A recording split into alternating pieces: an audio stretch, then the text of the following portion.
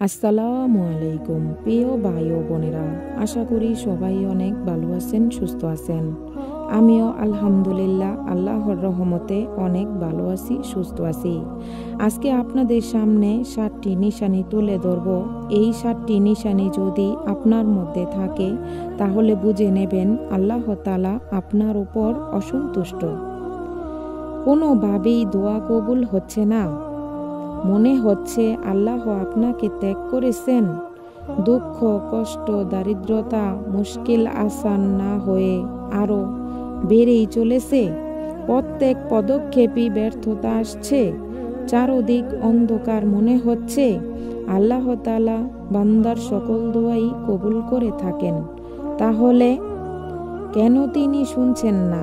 তিনি তো সর্বশ্রোতা, তিনি না আল মুজিব দোয়া কবুলকারী, তিনি না আল সামিউ সর্বশ্রোতা, তিনি না আল মালিক বিশ্বজাহানের অধিপতি। তিনি তো সব কিছু পারেন, সারা জাহান তার নেতৃত্বে। তিনি কেন শুনছেন না? তিনি কেন দোয়া কবুল করছেন না? থামুন, নিশ্চয়ই তিনি মহান, তিনি সব পারেন, তিনি আল মুজিব, তিনি সর্বদ্রষ্টা, তিনি সর্বশ্রোতা। কোনো কারণে তিনি আপনার উপর অসন্তুষ্ট নয় তো? আল্লাহ অসন্তুষ্ট থাকার 7টি নিশানি মিলিয়ে নিন আপনার মধ্যে আছে কিনা। 1. আপনার মা বাবা আপনার উপর অসন্তুষ্ট নয় তো? তাহলে কোনো দোয়াই কবুল হবে না। নবী করিম সাল্লাল্লাহু আলাইহি সাল্লাম, হযরত মুহাম্মদ সাল্লাল্লাহু আলাইহি সাল্লাম এর নাম শোনা মাত্রই দুরূদ শরীফ পাঠ করেন। আপনারা দুরূদ শরীফ পাঠ করেন তো? 3. কারো কাছে ঋণ থাকলে ঋণ পরিশোধ করুন, বেশি বেশি দান সদকা করুন। 4. কারো মনে প্রচণ্ডভাবে আঘাত করেননি তো? মনে রাখবেন, আল্লাহর সৃষ্টিকে আঘাত করা মানে আল্লাহ তাআলাকে আঘাত করার সমান। 5. জিনা করার অপরাধ মারাত্মক, আল্লাহ তাআলা জিনাকারীর ওপর সর্বক্ষণ অসন্তুষ্ট থাকেন। 6. জানা অজানায় কারো গীবত করছেন না তো? সেই পর্যন্ত আপনার গীবত ক্ষমা হবে না যতক্ষণ পর্যন্ত সে মানুষের কাছে আপনি ক্ষমা না চান। 7.